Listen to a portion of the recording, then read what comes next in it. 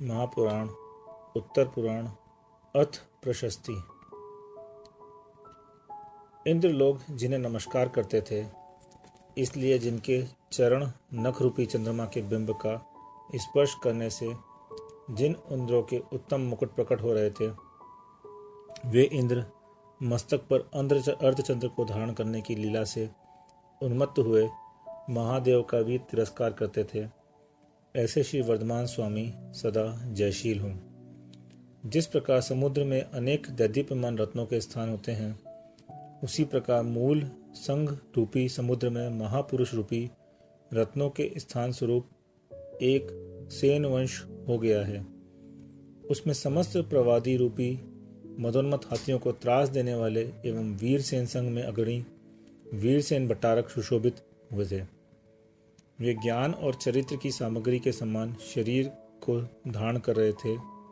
और शिष्य जनों का अनुग्रह करने के लिए ही मानव सुशोभित हो रहे थे। यह आश्चर्य की बात थी कि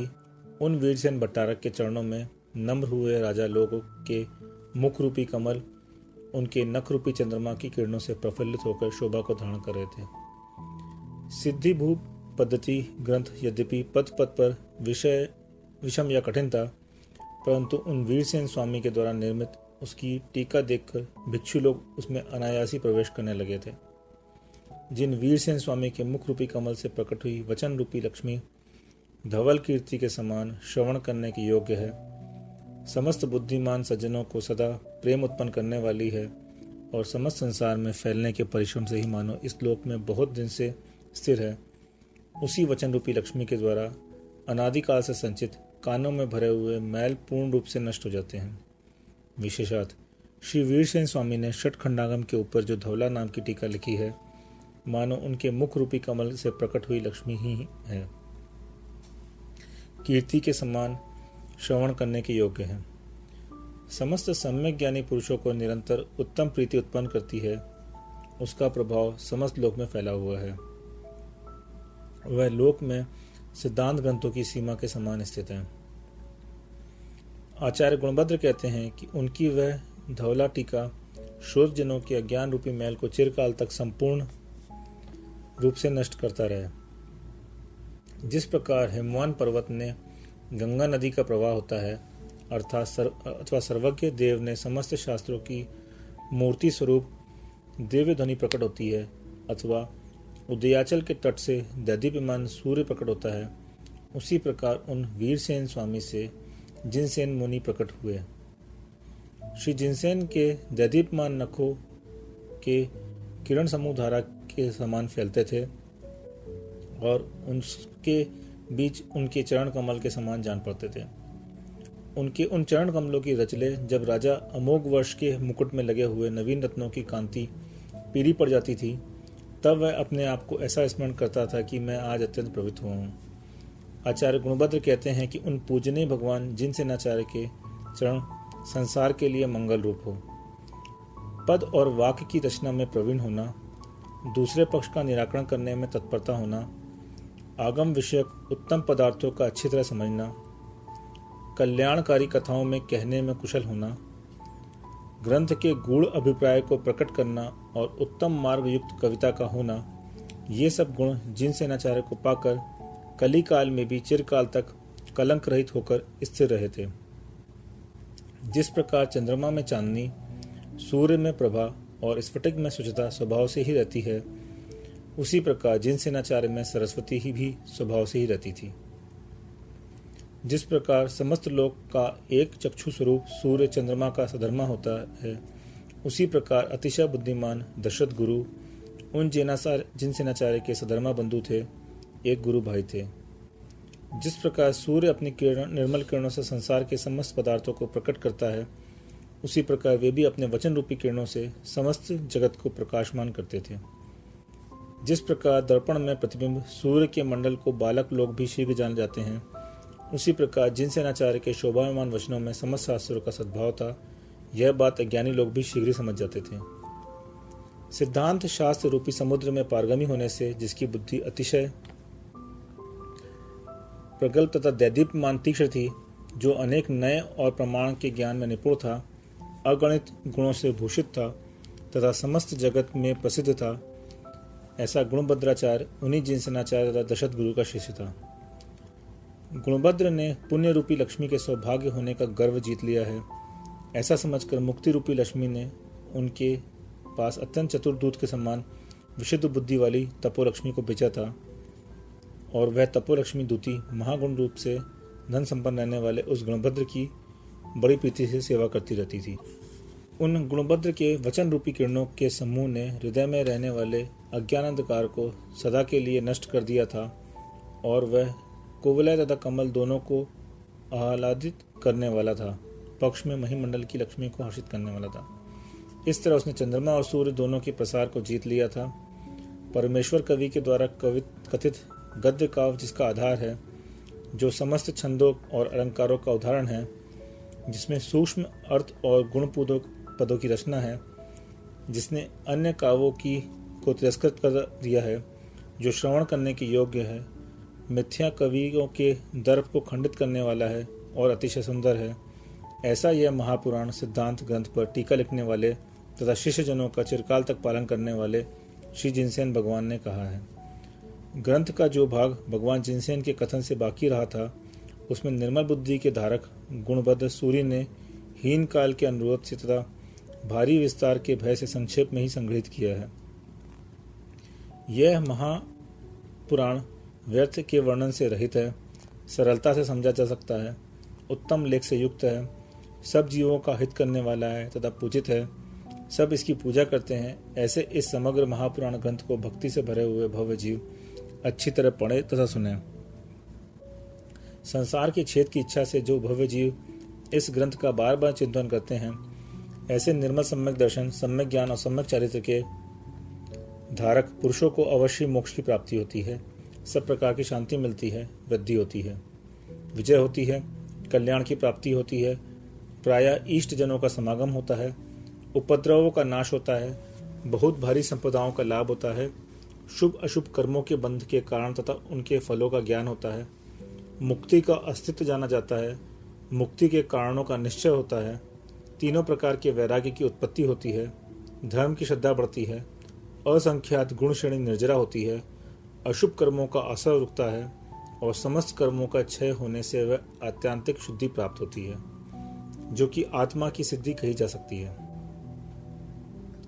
इसलिए भक्ति से भरे हुए भव्यों को निरंतर इसी महापुराण ग्रंथ की व्याख्या करनी चाहिए, इसे ही सुनना चाहिए, इसी का चिंतन करना चाहिए, हर्ष से इसी की पूजा करनी चाहिए, इसे ही लिखना चाहिए। समस्त शास्त्रों के जानने वाले एवं अखंड चरित्र के धारक मुनिराज लोकसेन कवि गुणभद्राचार्य के शिष्यों में मुख्य शिष्य थे। उन्होंने इस पुराण को सहायता देकर अपनी उत्कृष्ट गुण विनय को पुरुषों के द्वारा मान्यता प्राप्त कराई थी, जिनके ऊंचे हाथी अपने मदरूपी नदी के समागम से कलंकित गंगा नदी का कटु जल बार बार पीकर प्यास से रहित हुए थे, तथा समुद्र की तरंगों से जो मंद मंद हिल रहा था और जिसमें सूर्य की किरणों की प्रभा अस्त हो जाती थी, ऐसे कुमारी पर्वत के सघन चंदन वन में बार बार विश्राम लेते थे। भावार्थ, जिनकी सेना दक्षिण से लेकर उत्तर में गंगा नदी तक कई बार घूमी थी। लक्ष्मी के रहने के 3 स्थान प्रसिद्ध हैं, एक क्षीर समुद्र, दूसरा नारायण का वक्षस्थल और तीसरा कमल। इसमें से क्षीर समुद्र में लक्ष्मी से सुख नहीं मिलता। इसे क्षीर समुद्र में लक्ष्मी को सुख नहीं मिला कि वह पर्वतों के द्वारा मथा गया था।